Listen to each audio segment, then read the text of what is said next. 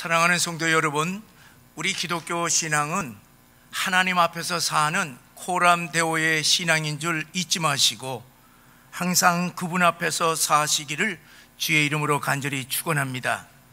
우리가 믿는 하나님은 어떤 분이십니까?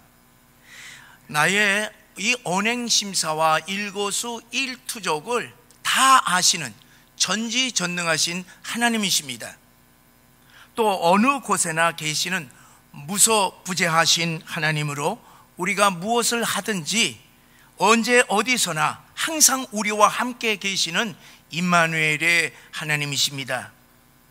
또 우리를 죄와 죽음에서 모든 고통과 질병과 절망에서 그리고 사단 마귀에서 우리를 구원하시는 구원의 하나님이십니다. 또한 우리를 지켜주시기를 원하시며 우리에게 은혜를 베푸시기를 원하시고 평강 주시기를 원하시는 복의 근원이 되시는 하나님이십니다. 또한 언젠가 우리가 이 세상을 떠날 때에 우리를 천국으로 인도하셔서 영생 복락을 누리게 해 주실 영원 무궁하신 하나님이십니다. 그러므로 여러분, 우리가 그분께 예배드리기 위하여서 이 성전에 나오실 때마다 예배 가운데 임재하시는 우리 하나님을 경험하시기를 주의 이름으로 간절히 축원합니다. 우리가 이 성전에 가까이 하여서 하나님을 만나게 될 때에 우리의 인생이 역전됩니다. 우리가 그분 앞에서 살 때에 우리 하나님은 우리의 힘이 되시고 우리의 피난처 되시고 우리의 도움 되시고 우리가 환난을 만날 때마다 우리를 지켜주시고 복 주시고 능력 주셔서 인생 승리케 해 주신다고 하는 사실을 믿으시기를 주의 이름으로 간절히 축원합니다. 오늘 우리들이 읽은 이 본문의 말씀은 하나님의 백성들이 언제 하나님을 만날 수 있는가에 대하여서 말씀해 주고 있습니다. 6절의 말씀에 보게 되면은 너희는 여호와를 만날 만한 때에 찾으라, 가까이 계실 때에 그를 부르라고 했습니다. 장차 바벨론의 포로로 잡혀가서 이제 오랜 세월 동안 이제 바벨론 포로로서 지쳐버릴 그때 그 이스라엘 백성들을 향하여서 이제 너희는 바벨론에서 해방되어서 예루살렘으로 다시 귀환하게 되리라 하는 소망의 메시지를 예언한 것입니다. 여기에 보면은 두 번의 때가 나옵니다. 여호와를 만날 만한 때와 그리고 가까이 계실 때입니다. 자, 사랑하는 여러분, 우리가 여호와를 만날 만한 때는 언제이겠습니까? 하나님께서 우리와 가까이 계실 때가 언제이겠습니까? 사실 하나님에게는 그 때라고 하는 것은 없습니다. 왜 그러냐 하면은 무소부재하신 하나님은 영으로 언제 어디서나 항상 하나님의 백성과 함께 하시기 때문에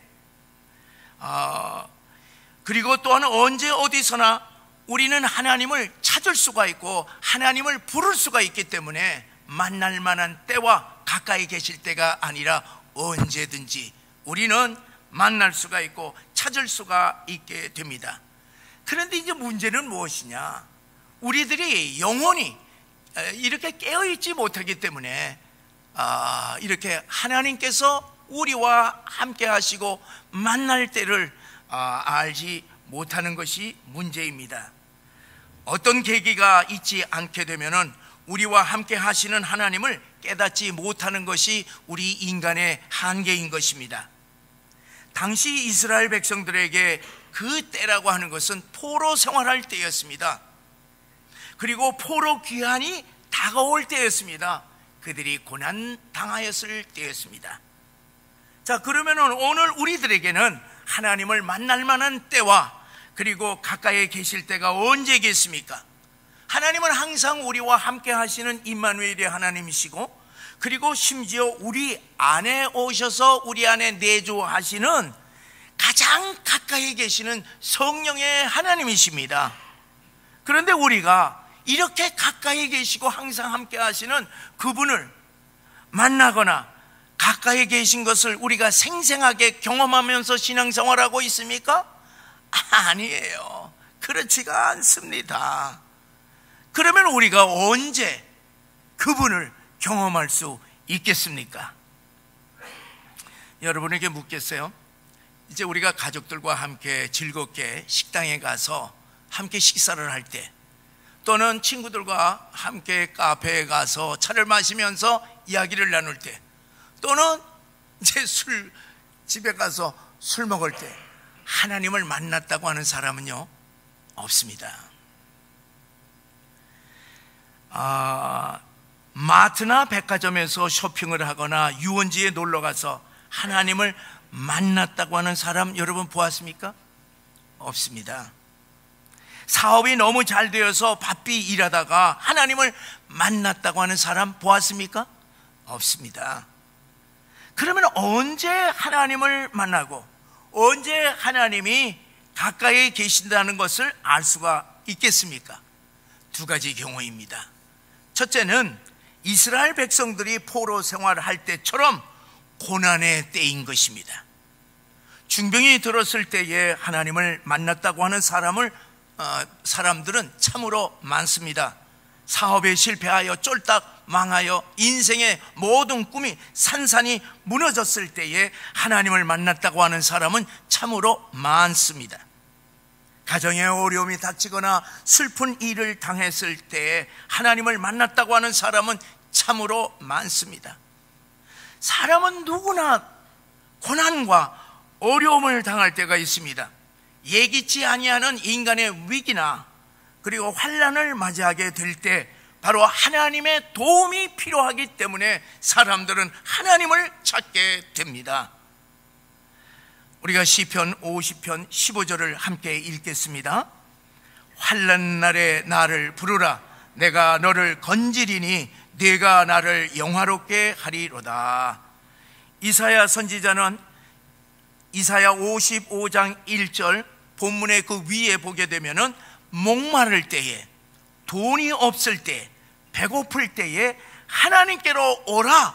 그러면은 만나리라. 그렇게 말하고 있습니다. 우리 1절의 말씀을 함께 읽겠습니다. 오호라 너희 모든 목마른 자들아 물로 나아오라. 돈 없는 자도 오라. 너희는 와서 사 먹되 돈 없이 값 없이 와서 포도주와 젖을 사라. 여러분, 세상 사람들은 이때 어떻게 합니까? 탄식하며 술을 마십니다. 더 타락합니다. 심지어 인생을 포기하기도 합니다. 그러나 하나님을 믿는 우리 신앙인들은 이때가 바로 우리를 구원해 주시는 하나님을 만날 만한 때인 줄을 믿으시기를 바랍니다. 두 번째는 죄를 깨달았을 때입니다. 우리가 연약해서 죄 지을 때가 얼마나 많이 있습니까? 그런데 우리들은요, 죄를 지을 때마다 우리가 죄의 죄책감에 시달리고 그리고 괴로워합니다.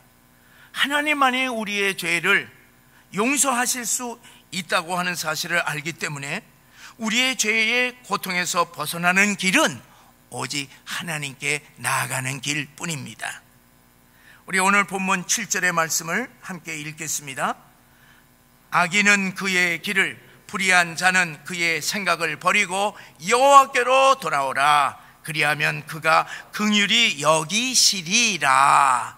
자, 악인이 자기 죄가 생각이 나서 하나님께로 돌아오면은 긍휼히 여기셔서 하나님께서 용서하신다는 것입니다.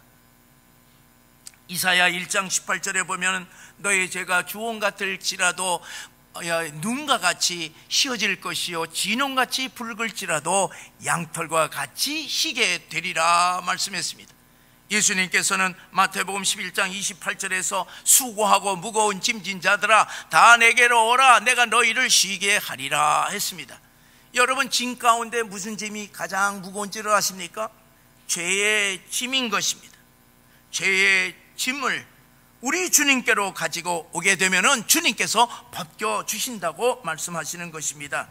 그러므로 여러분, 우리가 죄를 깨닫고 하나님 앞에 나올 때에 하나님을 만날 만한 때라고 하는 사실을 믿으시기를 바랍니다.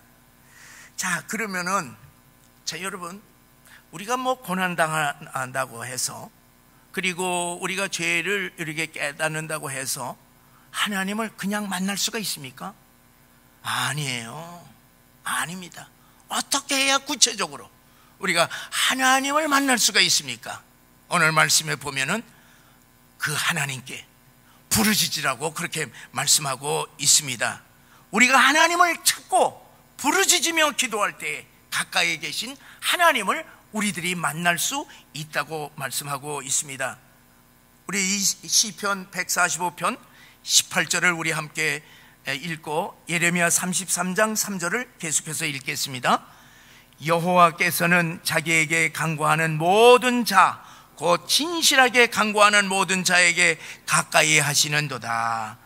너는 내게 부르짖으라. 내가 내게 응답하겠고 내가 알지 못하는 크고 은밀한 일을 내게 보이리라. 올해 우리들이 암송할 예레미야 29장 12절에서부터 13절에 보면은 너희가 내게 부르짖으며 내게 와서 기도하면 내가 너희 기도를 들을 것이요 너희가 온 마음으로 나를 구하면 나를 찾을 것이요 나를 만나리라. 그렇게 말씀했습니다. 우리가 주님께 간절히 부르짖으며 기도할 때에 주님이 가까이 하시고 만나 주시고 우리들에게 응답해 주신다는 말씀입니다. 미국에서 아주 크게 성공한 기업가의 이 간증입니다. 이 사람은 베트남 전쟁에서 그만 다리 하나를 잃어버렸습니다. 상위 용사가 된 것이에요. 이 다리에 관통상을 입어서 야전병원으로 실려왔습니다. 근데 야전병원에는 이제 환자들이 들어오게 되면은 사람들을 세 부류로 나누고 그리고 딱지, 세 가지 종류의 딱지를 하나씩 이렇게 다 발에다가 붙였습니다. 이제 치료해도 죽을 사람은 노 호프, 무망딱지. 그리고 이 사람은 죽을 사람이야. 그래서 죽을 사람은 데드, 죽음 딱지. 그 다음에 조금만 치료하게 되면은 다시 살아날 사람에 대해서는 메디컬 헬프, 치료 딱지를 붙였던 것입니다. 자, 그런데 이 피범벅이 되어서 야전병원에 실려온 이 사람은요 거의 실신 상태였습니다. 군의관과 간호사가 대화하는 것이 그의 귀에 가물가물하게 들렸던 것이에요. 뭐라고 판정을 내리느냐, 이거 죽을 사람이니까 가망성이 없다, 노호프 판정을 딱 내리는 겁니다. 그리고 군의관이 지나간 거야. 그래서 간호사가 그 노호프 딱지를 발에다가 딱 붙였을 때에 이 사람은 내가 이 순간을 놓치면은 내 인생은 끝난다고 하는 절박한 마음에서 간호사를 있는 힘을 다해서 불렀습니다. 간호사, 나는 노호프가 아니야. 난 조금만 치료하면 다시 살아날 것이에요. 간호사님 이렇게 불렀습니다. 자기는 가장 큰 소리로 했지만은 들리는 사람은 모기 목소리 같이 들렸어요. 그런데 이 모기 목소리 같은 이 소리를 간호사가 듣고 노호프 딱지를 떼고 그 다음에 메디컬 헬프라고 하는 딱지를 붙였던 것입니다. 그래서 이 사람은 그 한순간에 부르짖음으로 말미암아 무망해서 생명을 구하여서 이 기업인으로 크게 성공을 했던 것입니다. 그래서 이 기업가가 가는 곳곳마다 사람을 만날 때마다 두 가지를 간증을 했습니다. 하나는 내가 생사가 갈리는 순간에 부르짖음으로 살아나서 인생 성공을 했습니다. 그렇게 얘기를 하고, 다른 하나는 메디컬 헬프 치료 딱지가 나의 생명을 살리고 인생을 성공케 했듯이 모든 인생에서 Jesus help, 예수의 도움만을 받으면 누구든지 다 승리할 수 있다 하는 그런 간증을 했다고 합니다. 사랑하는 여러분, 아무리 우리의 인생길이 험난한 길이라 할지라도 예수님을 우리들이 만나게 되면 누구든지 인생 승리할 수 있기 때문에 우리 인생에서 가장 중요한 것이 바로 우리 주님을 만나는 것입니다. 그 주님을 만나기 위하여서 우리가 주님을 찾고 주님께 부르짖으며 기도해야 된다고 하는 사실을 우리 마음 가운데 늘 명심하시기를 바랍니다. 주님께서 제게 주신 이제 은사들이 몇 가지가 있습니다. 또 저희 식구에게도 하나님께서 은사를 주셨습니다. 우리 교회에서 그동안에 이제 해외 선교를 나갈 때마다 귀신들이 이제 떠나가고 많은 병들이 낫는 것을 우리들이 체험을 했습니다. 그래서 저는 이 선교 사역을 통해서 하나님께서 제게 그런 은사들을 주신 것을 알고 그동안에 제 식구와 함께 이제 치유 사역을 해왔습니다. 아직 10년 전에 10년 전의 일이에요. 제가 저희 집사람하고 살면서 그렇게 아파본 때를 기억을 하지 못합니다. 열흘 동안요, 처음에는 밥을 못 먹는 거예요. 그리고 복통을 일으키는 거예요. 그래서 계속 이제 병원에 가서 약도 처방받고 그리고 주사도 맞았습니다만 아무 소용이 없었습니다. 물을 먹으면은 이 쓰리니까 밥을 못 먹죠. 또 이렇게 물도 쓰린인데 약을 어떻게 먹겠어요? 그래도 약을 먹자. 그래서 약을 먹었더니만은 이건 몇 시간 동안에 복통을 일으켜서 제가 옆에서 그냥 제 가슴만 탔습니다. 그래서 그때는 우리가 치유교실이 있어서 침도 맞고 뭐 앞봉도 치료했지만 아무 소용이 없었어요. 제가 기도를 안 했겠습니까? 기도 얼마나 했는데 아무 소용이 없었어요. 이 밤에 더 심했어요. 그래서 화장실 변기를 붙들고 왁 토했는데 뭐 먹는 것이 있어야지 토하죠. 그래서 그냥 이 고통스러워했는데 그래서 이제 심하니까 그냥 둘이서 막 손을 붙잡고 밤에 주여 주여 하면서 울기도 했습니다. 저는 처음으로 나는 아무것도 할 수 없다고 하는 무력감을 느끼면서 제가 이 철야 기도를 결단을 했어요. 그래서 철야 기도를 이제 강당에서 이제 밤새면서 기도하면서 그때 제가 받은 은혜가 컸습니다. 나는 내 아내의 아픔을 마음에 품고 부르짖으며 기도하는데 갑자기 우리 교회의 환자 가족들의 그 아픔이 내 마음에 그대로 전달되는 것입니다. 그래서 내 가슴이 아파갖고 그분들을 위해서 제가 울면서 기도를 했습니다. 처음 그러한 경험입니다. 내가 아내의 병 때문에 이렇게 아픈데 환자가 있는 가족들의 아픔은 얼마나 클까. 그렇게 환자 가족의 그 심정을 깨달으면서 제가 하나님께 간절히 기도한 것은 하나님, 우리 교회 환자들을 치유할 수 있도록 치유의 능력을 달라고 제가 간절히 간구를 했습니다. 이제 철야를 하고 영적인 무장을 딱 하고 저희 집사람에게 기도를 했어요. 안 나는 거예요.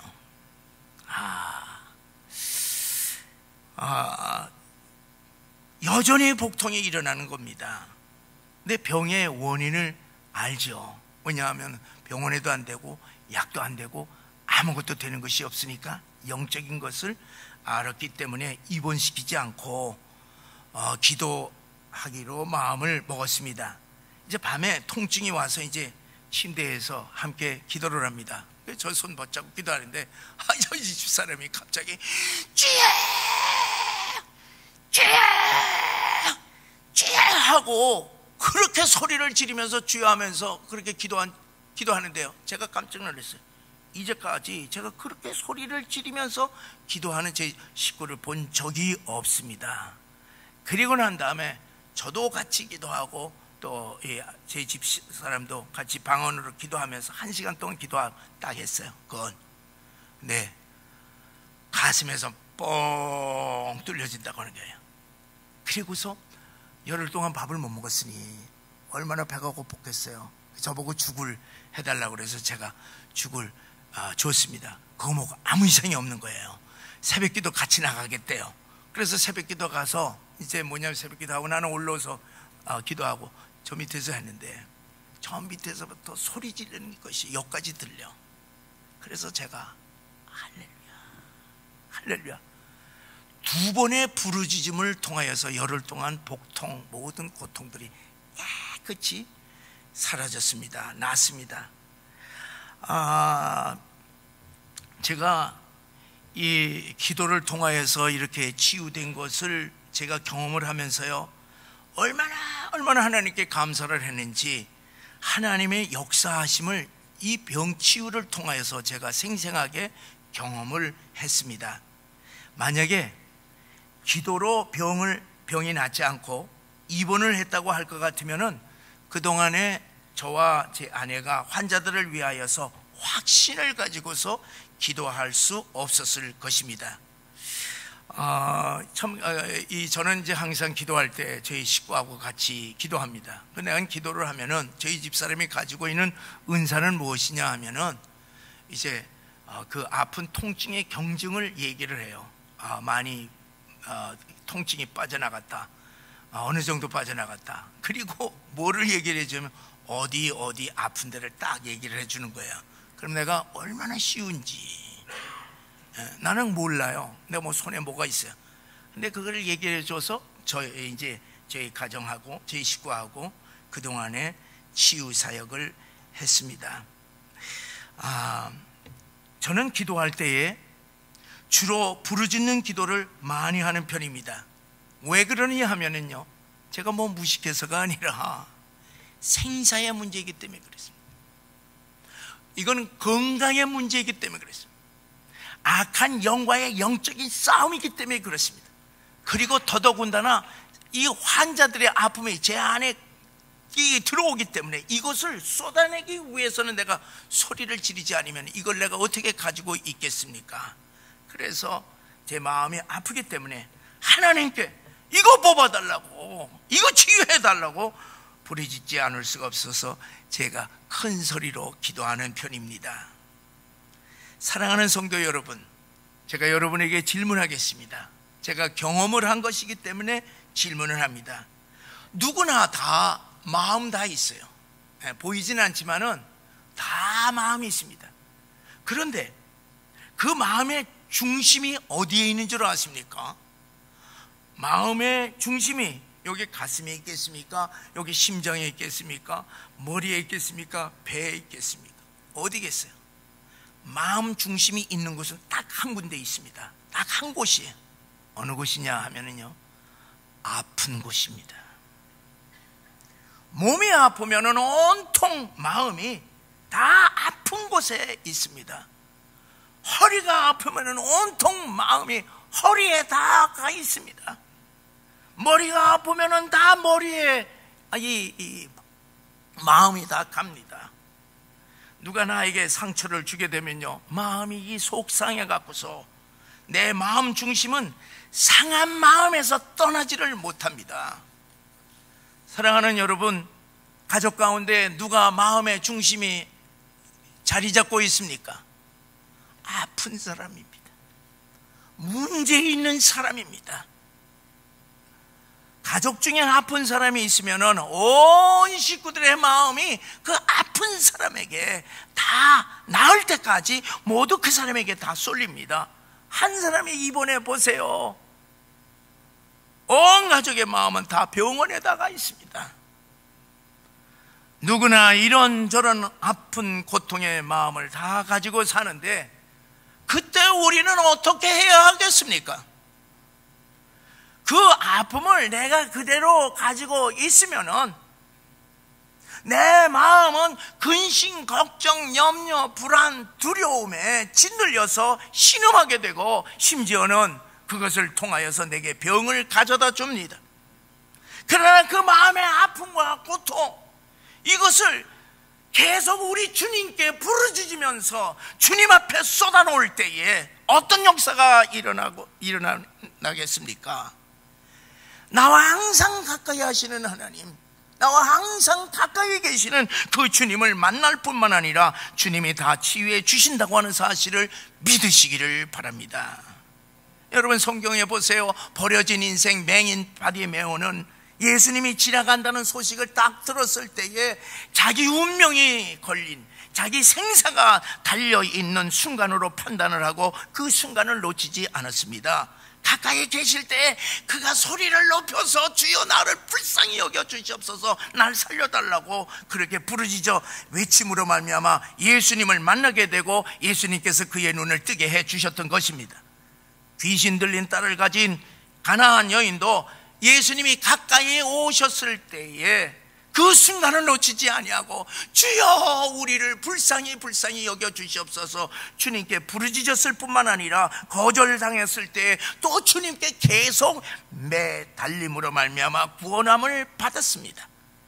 사랑하는 성도 여러분, 우리 온 성도들이 우리 교인 가운데 병든 분, 믿음이 연약한 분들, 초신자들을 위해서, 고통당하시는 분들을 위하여서 마음 중심을 다하여서 기도할 때에 하나님께서 역사하시는 능력 있는 교회, 은혜로운 교회가 될 줄 믿으시기를 바랍니다.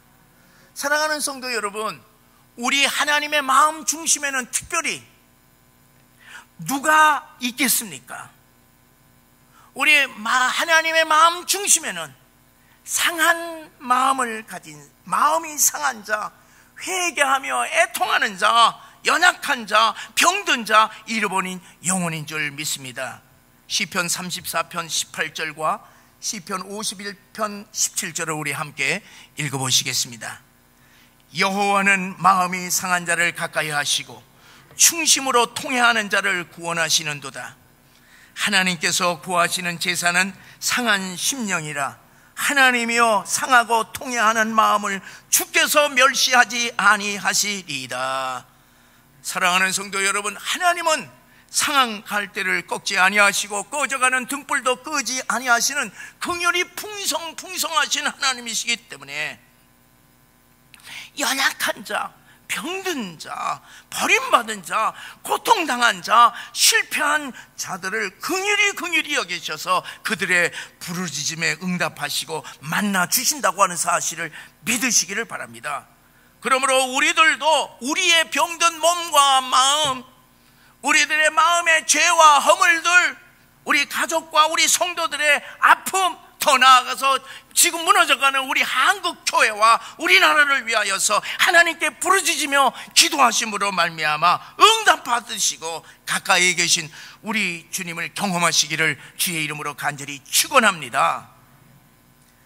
하나님 앞에서 사시는 사랑하는 성도 여러분, 우리의 인생 다 가도록 언제나 주님께서 계신 주의 성전에 나와서 주님을 가까이 하시고, 그리고 우리의 아픔, 우리의 질병, 우리의 슬픔, 우리의 어려움, 우리의 실패를 주님께 부르짖음으로 하나님의 응답 받으시며 주님을 만나시는 복된 인생 되시기를 주의 이름으로 간절히 축원합니다.